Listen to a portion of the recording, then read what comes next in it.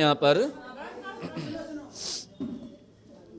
उपचरित एकांत पक्ष में यदि सर्वथा उपचरित न मान लिया जाए, उपचार ही मान लिया जाए, तो फिर आत्मा का अभाव हो जाएगा। ठीक है, इसलिए एकांत से उपचार भी नहीं मान सकते और एकांत से अनुपचरित भी नहीं मान सकते, दोनों मानना पड़ेंगे। उपचरित अनुपचरित, जहाँ जैसी विवक्षा है, जहाँ जैसा हमें कथन करना है, उस हिसाब से हम कथन करते हैं। यदि एकांत से उपचरित स्वभाव के एकांत पक्ष में भी आत्मज्ञता संभव नहीं है, क्योंकि नियत पक्ष है, ये जो नियत पक्ष है, तो सूत्र 124 में बतलाया गया है कि उपचरित स्वभाव से परज्ञता है। यदि सर्वथा उपचरित स्वभाव माना जाए और अनुपचरित स्वभाव न माना जाए तो आत्मा में परज्ञता हो जाएगी और आत्मज्ञता अनुपचरित स्वभाव होने से उसके अभाव का प्रसंग आ जाएगा।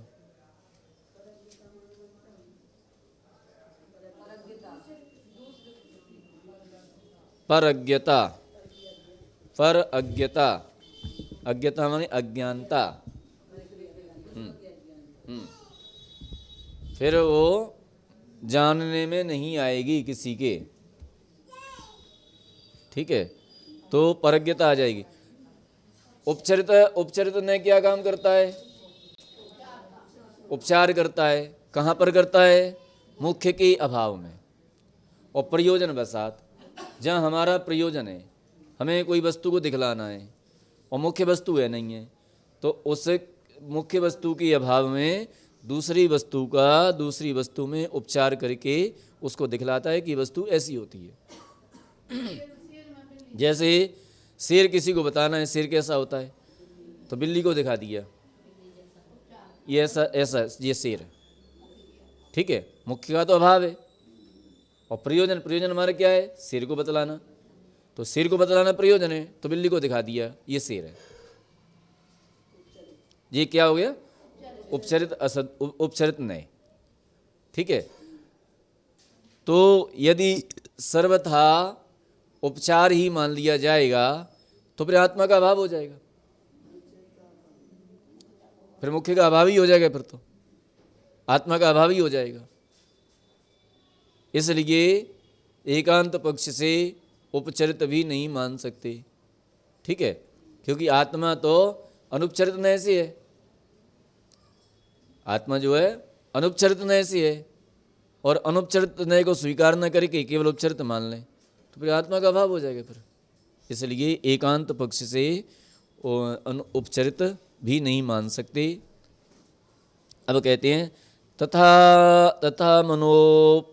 तथात्मनोनुपचरित पक्षे अपि परज्ञतादीनां विरोधा स्यात्।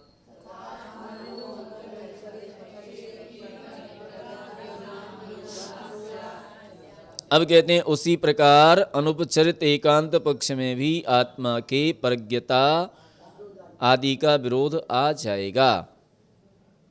आदि शब्द से परदर्शकत्व का भी ग्रहण हो जाता है। परज्ञता और परदर्शकत्व ये उपचरित स्वभाव हैं। परज्ञता और परदर्शकत्व, परदर्शकत्व माने देखना, देखना, और परज्ञता दूसरों को जानना। ठीक है, दूसरों को जानना और देखना। तो यहाँ कह रहे हैं कि उसी प्रकार यदि अनुपचरित एकांत पक्ष में भी आत्मा की परज्ञता आदि का विरोध आ जाएगा। यदि हम उपचरित ने न माने तो फिर दूसरे के अन्य पदार्थों के देखने और जानने का अभाव आ जाएगा कि आत्मा दूसरे पदार्थों को नहीं जानता है ना देखता है, फिर ऐसा अभाव हो जाएगा। ठीक है, तो इसका अभाव हो जाएगा। और खाली उपचरित मान लें तो आत्मज्ञता का अभाव हो जाएगा, क्योंकि आत्मा अरिहंत भगवान, सिद्ध भगवान निश्चय से अपनी आत्मा को जानते हैं। ठीक है, निश्चय से किसको जानते हैं? अपनी आत्मा को जानते हैं। और पर पदार्थों को कैसे जानते हैं? उपचार से। पर पदार्थों को उपचार से। कहते हैं ना, सकल कीय ज्ञायेग तदपि निजानंद रसलीन। ठीक है, तो वो निश्चय से तो अपनी आत्मा को ही जानते हैं, वे निश्चय से आत्मज्ञ हैं, और उपचार से पर पदार्थों को भी जानते हैं, संपूर्ण द्रव्यों को जानते हैं, संपूर्ण पर्यायों को जानते हैं। तो ज्ञेय की तो बात कर रहे हैं, ज्ञान में ज्ञान की बात। अब यदि हम सर्वथा उपचरित मान लें, तो उपचरित मान लें तो फिर आत्मज्ञ नहीं रहती, फिर इसका मतलब आत्मा को नहीं जानते। और यदि सर्वथा अनुपचरित मान लें तो फिर पर पदार्थों को नहीं जानते। तो दोनों की दिक्कत आएगी, जबकि ऐसा होता नहीं है। अरिहंत भगवान तो आत्मा को भी जानते हैं और पर द्रव्यों को भी जानते हैं, वो एक साथ जानते हैं और एक साथ देखते हैं। आत्मा को भी देख रहे हैं और पर पदार्थों को भी देख रहे हैं। इसलिए एकांत पक्ष में ना तो उपचरित मानना और ना अनुपचरित मानना, बल्कि दोनों को स्वीकार करना, ऐसा तब वस्तु तत्व की सिद्धि होती है। ठीक है, हैं?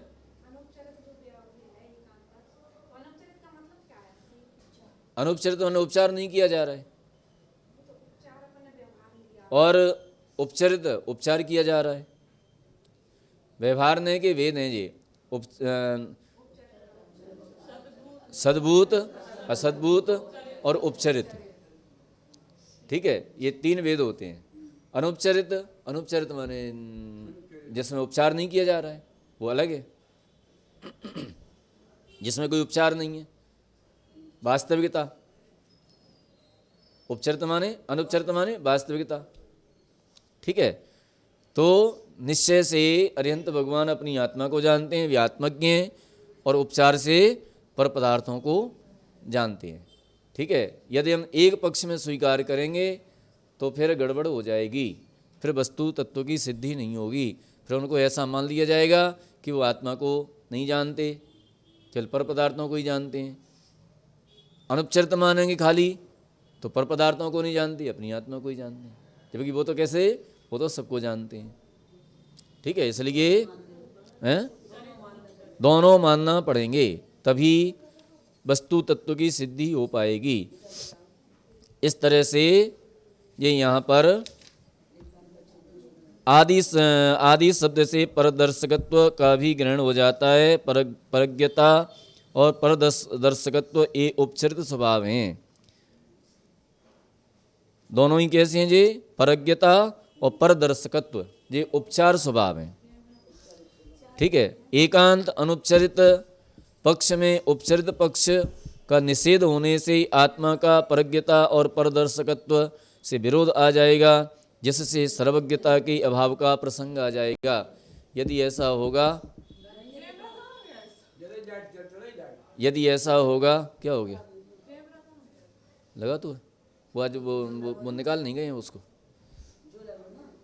तो परज्ञता और परदर्शकत्व इसका अभाव हो जाएगा। चल रहा है, चलो ठीक है। तो इसलिए हमें अनेकांतवाद को स्वीकार करना चाहिए, अनेकांत पक्ष को स्वीकार करना चाहिए। एकांत पक्ष से वस्तु तत्व की सिद्धि नहीं हो सकती। कहीं न कहीं हम असत्य ठहरेंगे, कहीं न कहीं हमारे वाक्य असत्य ठहरेंगे। अच्छा, हम ये कहें कि अरिहंत भगवान पर पदार्थों को नहीं जानते हैं, खाली अपने को जानते हैं, तो क्या सत्य ठहरेगा? असत्य ठहरेगा। और यदि हम ये कहें कि वो अपनी आत्मा को नहीं जानते, पर पदार्थों को जानते हैं, तो सत्य ठहरेगा, तभी असत्य हो जाएगा। ठीक है, तो दोनों तरह से असत्य हो जाएगा। अब हम दोनों को मान लें, अपनी आत्मा को भी जानते हैं और पर पदार्थों को भी जानते हैं, तो क्या हो जाएगा? अब सत्य हो गया। अब एक कथन है अनुपचरित नैसी और एक कथन है उपचरित नैसी। अब दोनों को हम स्वीकार कर लें तो हमारा सम्यक ज्ञान बन जाएगा। फिर एक को ही स्वीकार करेंगे तो वही मिथ्या हो जाएगा, तो फिर हमारी बात पर कोई विश्वास ही नहीं करेगा, वह गलत बोलते हो। बोले ऐसा है नहीं, क्योंकि अरिहंत भगवान तो सब कुछ जानते हैं, अपनी आत्मा को भी जानते हैं और पर पदार्थों को भी जानते हैं। इस तरह से यहाँ पर स्वभाव का कथन हुआ। अब यहाँ कहते हैं नय योजना, नय योजनिका। अब नया चैप्टर चालू हो रहा है, नय योजनिका।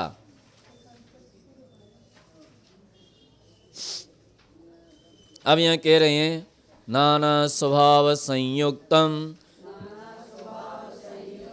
नाना स्वभाव संयुक्तम द्रव्यत्वं ज्ञात्वा प्रमाणतः, द्रव्यं ज्ञात्वा प्रमाणतः नाना स्वभाव संयुक्तं द्रव्यं ज्ञात्वा प्रमाणतः तच्च सापेक्ष सिद्ध्यर्थं, तच्च सापेक्ष सिद्ध्यर्थं स्यान्नय मिश्रितं कुरुः, स्यान्नय मिश्रितं कुरुः। पढ़िए एक बार।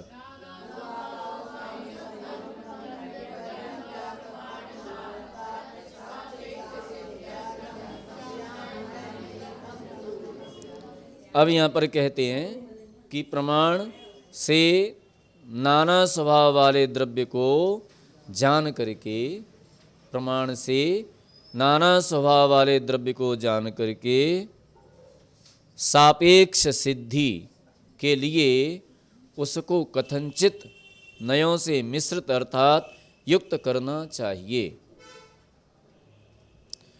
सूत्र 33 में बतलाया गया है कि द्रव्य आदि का ज्ञान प्रमाण और नय से होता है। कैसे होता है? प्रमाण और नय से। प्रमाण किसे कहते हैं? जो संपूर्ण का कथन करे वह प्रमाण। सम्यक ज्ञानम प्रमाणम, ठीक है, सम्यक ज्ञानम प्रमाणम। जो समीचीन वस्तु का कथन करे वह सम्यक ज्ञान है, वह प्रमाण है। सम्यक ज्ञान ही प्रमाण होता है, ठीक है। और जो एक देश वस्तु का कथन करे वह क्या होता है? नय, ठीक है। जो एक देश कथन करता है वह नय कहलाता है। थोड़ी देर में 15-20 मिनट बाद वह नय कहलाता है, ठीक है। तो यहाँ पर जो है वस्तु की सिद्धि कैसे होती है?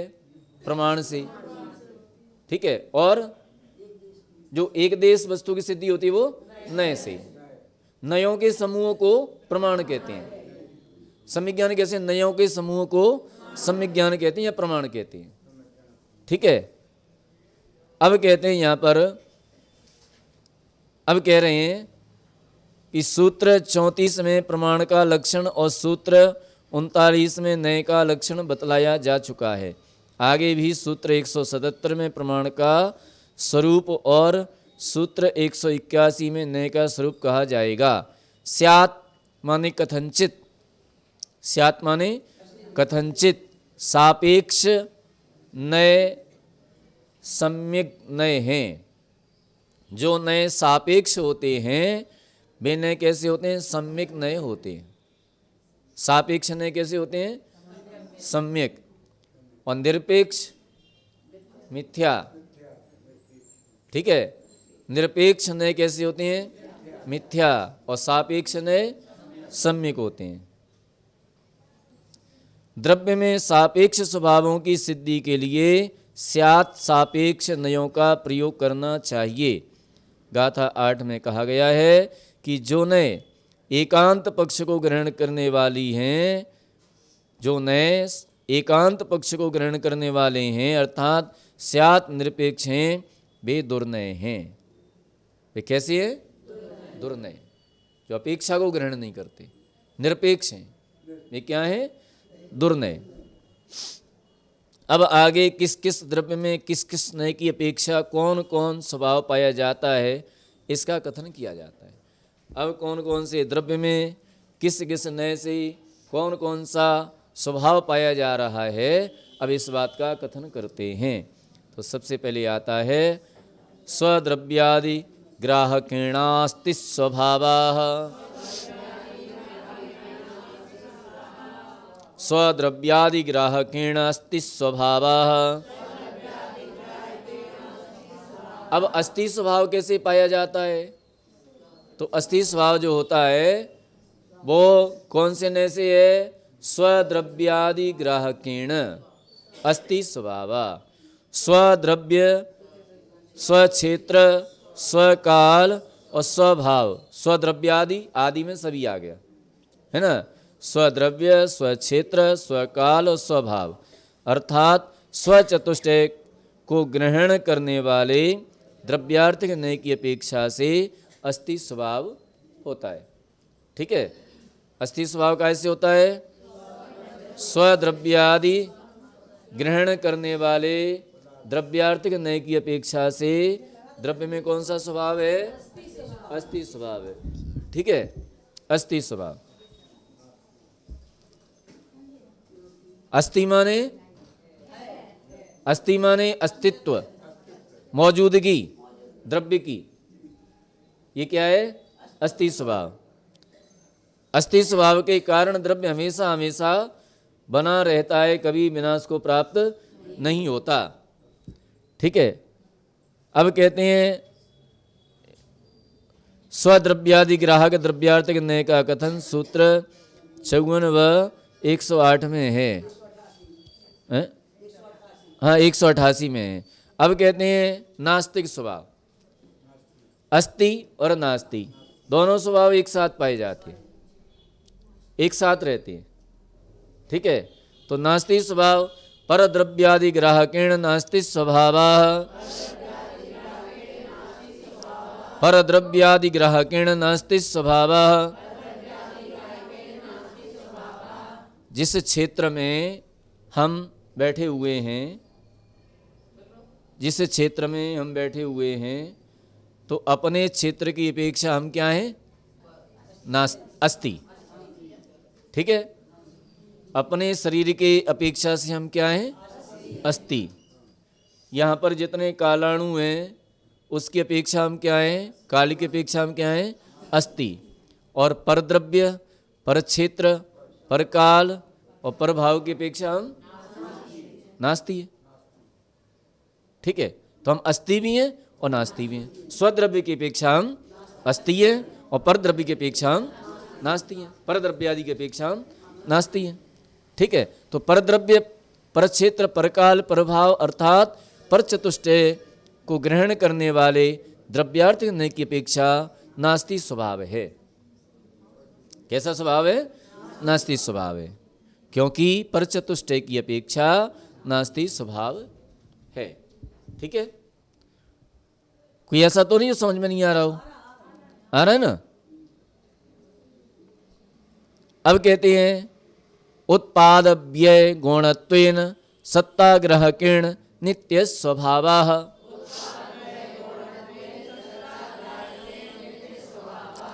उत्पाद व्यय गुणत्वेन सत्ताग्राहकेण नित्य स्वभावः। अब जो है नित्य स्वभाव कैसी है?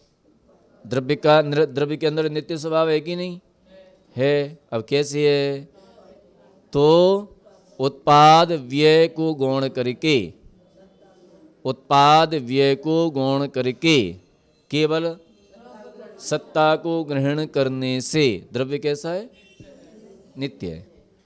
मान लीजिए सोना है, अब सोने की हम पर्याय को ना देखें। ठीक है, ये कुंडल है या ये अंगूठी है या ये चेन है, इसको ना देखें, केवल सोने को देखें, तो सोना तो सोना है। ठीक है, हमने पर्याय को गौण कर दिया, ये अंगूठी है या चेन है या कुंडल है या क्या है, इसको हमने गौण कर दिया। अब हम क्या देख रहे हैं? सोना। सोना तो सोने की अपेक्षा से वो क्या है? नित्य है। चाहे वो अंगूठी के अंदर हो, चाहे चेन के अंदर हो, चाहे कुंडल के अंदर हो, चाहे अन्य अन्य आभूषणों के अंदर हो, लेकिन सोना तो सोना है। ठीक है, वो उसका कभी विनाश नहीं होता। तो सत्ता ग्राहकीण, सत्ता को ग्रहण करने पर उत्पाद व्यय को गौण करके सत्ता ग्रहण करें तो द्रव्य में कैसा दिखाई देगा? नित्य। कोई मनुष्य है, मर करके देव हो गया। कोई जीव है, पहले मनुष्य था फिर मर करके देव। अब जीव की अपेक्षा देखो, तो जीव तो जीव है, चाहे वो नारकी हो, चाहे मनुष्य हो, चाहे त्रियंच हो, चाहे मनुष्य हो। तो पर्याय को हमने गौण कर दिया और उस स्वभाव को, उसको जो है सत्ता को ग्रहण कर लिया। ठीक है, तो इस तरह से ये उत्पाद व्यय गौणत्वेन सत्ता ग्राहण नित्य स्वभाव, ये नित्य स्वभाव होता है। अब कहते हैं अनित्य स्वभाव।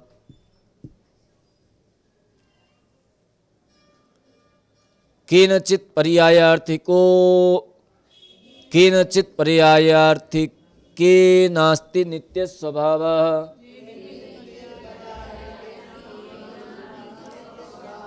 केनचित पर्यायार्थिके ना नित्य स्वभाव।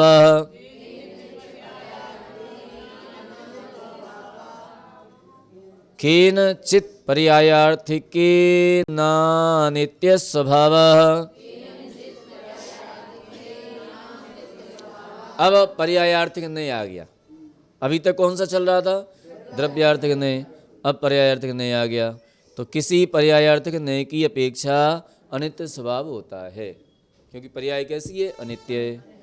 तो पर्यायार्थिक नहीं की अपेक्षा से अनित्य स्वभाव पाया जाता है। सत्ता को गौण कर दो, केवल पर्याय को ही देख रहे हैं। ये कुंडल खत्म हुआ, ये अंगूठी का उत्पाद हुआ। कुंडल खत्म, अंगूठी का उत्पाद। मनुष्य मर गया, देव उत्पन्न हो गया, है ना। तो अब हम क्या क्या देख रहे हैं? पर्याय।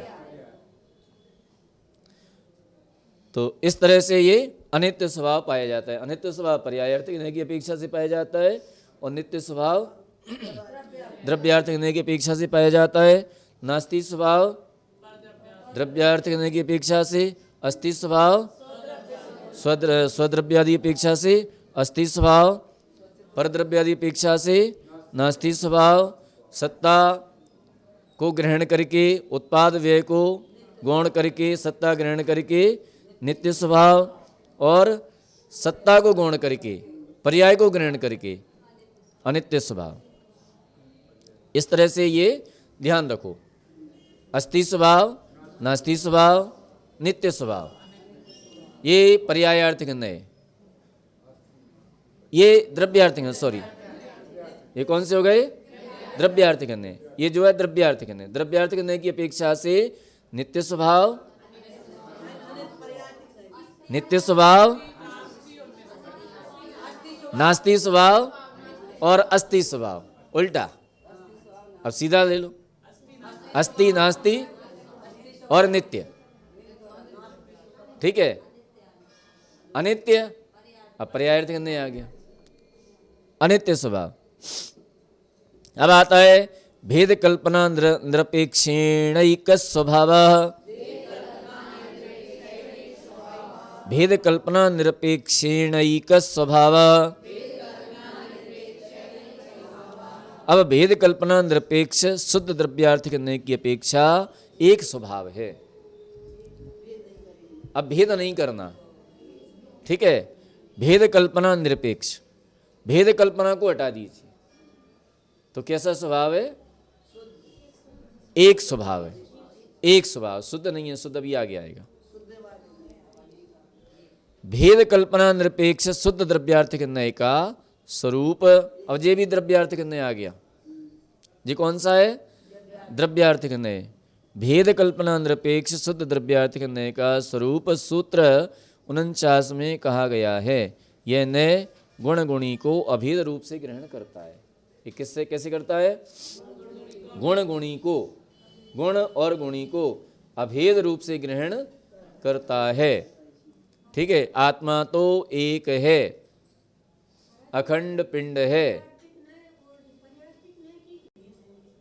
हाँ, यहाँ पर ये बतला रही है, ये बतला रहे हैं कि जो स्वभाव हैं द्रव्य के अंदर, वो कौन से नए से कौन सा स्वभाव है।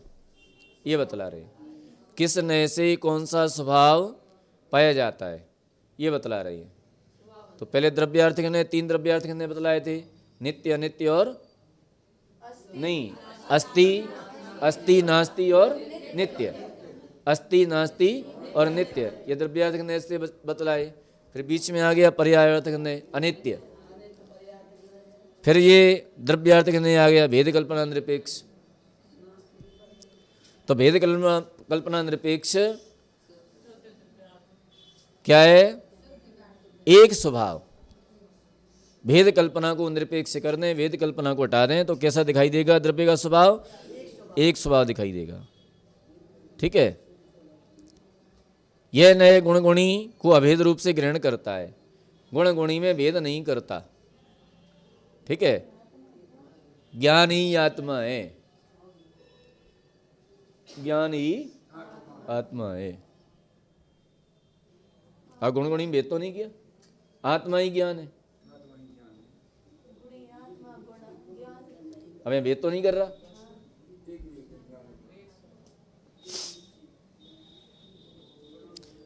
अर्थात द्रव्य में भेद रूप से गुणों को ग्रहण नहीं करता, जैसे कि समय सार गाथा 7 में कहा है, न विनाणम न चरितम न विदंसृणाणगो शुद्धो।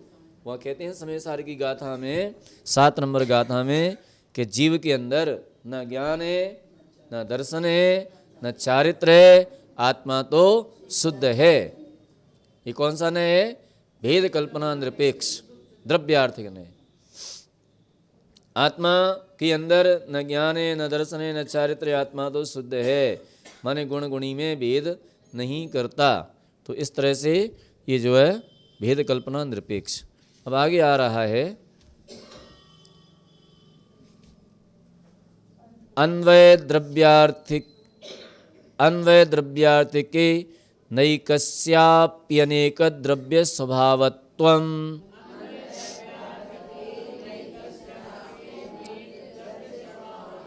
अन्वय द्रव्यार्थिके नैकस्याप्यनेक द्रव्य स्वभावत्वम्।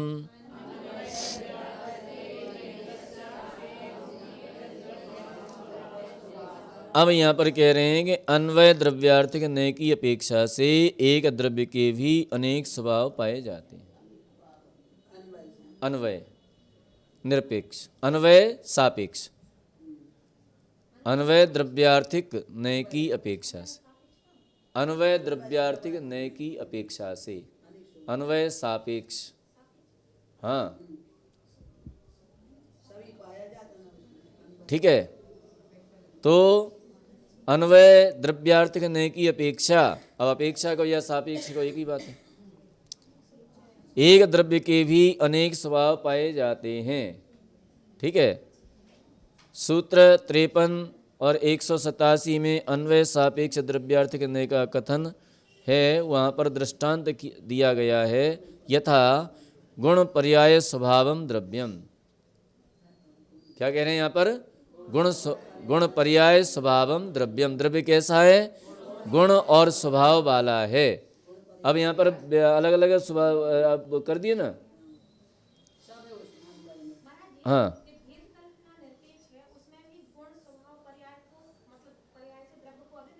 अभिन्न माना है, यहाँ पर भिन्न भिन्न मान रहे हैं। हाँ अलग अलग, आत्मा के अंदर ज्ञान है, दर्शन है, सुख है, चारित्र है, आदि आदि, अलग अलग। और वहाँ पर क्या माना था? एक माना था। ठीक है, एक माना था वहाँ पर, और यहाँ पर अलग अलग मान रहे हैं। तो यथा गुण पर्याय स्वभावम द्रव्यम, गुण पर्याय वाला, गुण पर्याय स्वभाव वाला द्रव्य है, या गुण स्वभाव पर्याय वाला द्रव्य है। तो अलग अलग कर दिया ना। आत्मा के अंदर गुण भी है, स्वभाव भी है और पर्याय भी है। वहाँ पर क्या कहा था? एक ही है। आत्मा के अंदर न गुण है न स्वभाव, आत्मा तो शुद्ध है, एक रूप है, हैं? वहाँ एक कर दिया, यहाँ अलग अलग करके दिखला दिया। द्रव्य गुण पर्याय स्वभाव वाला है, द्रव्य एक है किंतु गुण और पर्याय अनेक हैं। द्रव्य कितने? एक है, और गुण और पर्याय कितने हैं? अनेक हैं। ठीक है। अतः इस नय की दृष्टि में एक द्रव्य के अनेक स्वभाव होते हैं। ये नय क्या करता है कि एक द्रव्य के अनेक स्वभावों को बतलाता है।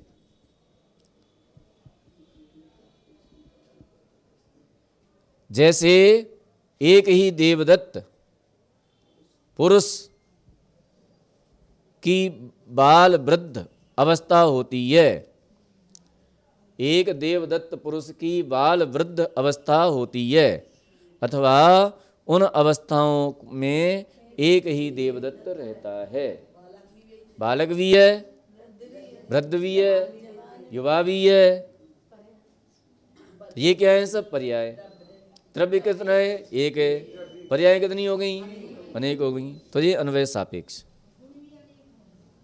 हाँ, अब कह रहे हैं अगला, सद्भूत व्यवहारेण गुणगुण्यादि भिर्भेद स्वभावः सद्भूत व्यवहारेण गुणगुण्यादिभिर्भेद स्वभावः।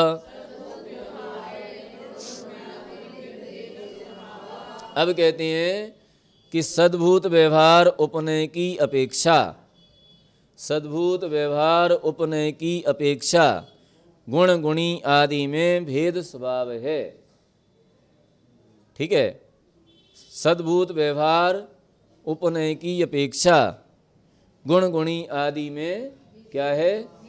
भेद स्वभाव है। इस नय का विषय गुण और गुणी के, गुण और गुणी में तथा पर्याय पर्यायी में भेद ग्रहण करना है। अतः इस नय की अपेक्षा गुण और गुणी में तथा पर्याय पर्यायी में संज्ञा आदि की अपेक्षा से भेद है। संज्ञा, संख्या, लक्षण और प्रयोजन की अपेक्षा से गुण और गुणी में भेद है। ठीक है, सद्भूत व्यवहार नय की अपेक्षा से। जैसे आत्मा के अंदर ज्ञान भी है, दर्शन भी है, सुख भी है, चारित्र भी है, वीर्य भी है ना, अवगाहन भी है, ये गुण। और गुणी, अब गुणी कौन है? गुणी कितने हैं? एक है। गुण कितने हैं? अनेक हैं। तो ये संख्या की अपेक्षा से भेद हो गया। आत्मा द्रव्य एक है, उसके अंदर गुण कितने हैं? ज्ञान है, दर्शन आदि आदि, ज्ञान, दर्शन, चारित्र, है ना। तो ये क्या हो गया? संख्या, संज्ञा, नाम, नाम। तो नाम, द्रव्य का नाम अलग है और गुणों का नाम अलग अलग है। ये संज्ञा, संख्या, लक्षण। ज्ञान का लक्षण क्या है? जानना। आत्मा का लक्षण क्या है? अनुभवनम, अनुभवन। तो उसमें ज्ञान भी है, दर्शन भी है, सुख भी है। और ज्ञान का लक्षण क्या है? केवल जानना। ठीक है, तो संज्ञा, संख्या, लक्षण और प्रयोजन, इनकी अपेक्षा से गुण और गुणी में जो भेद करता है वह सद्भूत व्यवहार ने उपनय कहलाता है। ठीक है, सद्भूत व्यवहार उपनय। अब आता है भेद कल्पना निरपेक्षेण गुण गुण्यादि भेद स्वभावा।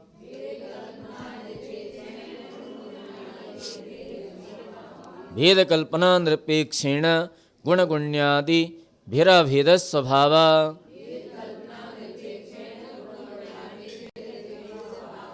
अब जो है भेद कल्पना को निरपेक्ष कर दीजिए, भेद कल्पना को हटा दीजिए। और भेद कल्पना को जब हम हटा देंगे तो क्या दिखाई देगा कि भेद कल्पना निरपेक्षण शुद्ध द्रव्यार्थ करने की अपेक्षा गुण और गुणी आदि में अभेद स्वभाव दिखाई देगा। कैसे हैं? अभेद। ठीक है, अलग अलग नहीं हैं, अभेद हैं। गुण और गुणी कैसे हैं? अभेद, एक रूप। भेद कल्पना निरपेक्ष शुद्ध द्रव्यार्थिक नय का कथन सूत्र 49 में, उस सूत्र में कहा है, निज गुण पर्याय स्वभावात् द्रव्यम भिन्नम। निज गुण पर्यायों से द्रव्य कैसा है, अभिन्न है। अर्थात निज गुण पर्याय और स्वभाव से द्रव्य अभिन्न है। अतः इस नय की दृष्टि से गुण और गुणी में, पर्याय पर्यायी में तथा स्वभाव स्वभावी में अभेद है, अर्थात भेद प्रभेद नहीं पाया जाता, अर्थात प्रदेश वेद नहीं पाया जाता। प्रदेश वेद ऐसा नहीं कि एक प्रदेश में ज्ञान हो, एक प्रदेश में दर्शन हो, एक प्रदेश में अन्य अन्य गुण हो, ऐसा नहीं। क्या रहता है, अभेद। हाँ ठीक है, अभेद। जिस स्थान पर दर्शन है उसी स्थान पर ज्ञान है, उसी स्थान पर सुख है, तो प्रदेश भेद नहीं पाया जाता। एक ही गुण एक ही द्रव्य में एक साथ पाए जाते हैं, संपूर्ण भाग में पाए जाते हैं। ये क्या है, भेद कल्पना निरपेक्ष। ठीक है, बस। तो इस तरह से अपने ये 57 सूत्र आज हुए, शेष अपन कल देखेंगे।